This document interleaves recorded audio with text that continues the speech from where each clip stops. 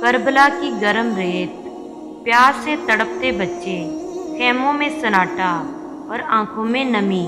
ان لمحوں میں ایک ماں اپنے ننھے بچے کو گود میں لیے بیٹھی ہے۔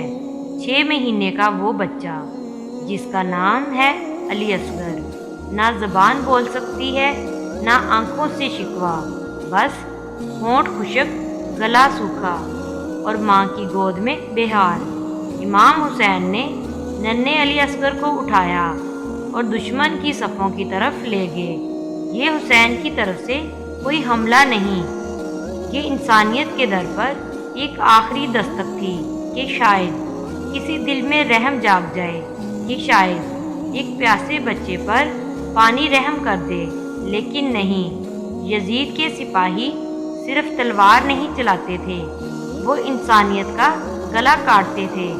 حرملہ نے تیر کمان سے چھوڑا اور وہ تیر سیدھا علی اصغر کے نازک گلے کو چیر گیا۔ امام حسین نے اپنے ہاتھوں سے اس ننھے شہید کو آسمان کی طرف اٹھایا اور کہا، اے میرے رب، تو دیکھ رہا ہے، یہ تیری رضا کے لیے ہے۔ زمین رو دی، آسمان ساکت ہو گیا اور کربلا نے ایک ایسا زخم پا لیا جو رہتی دنیا تک نہیں بھرے گا۔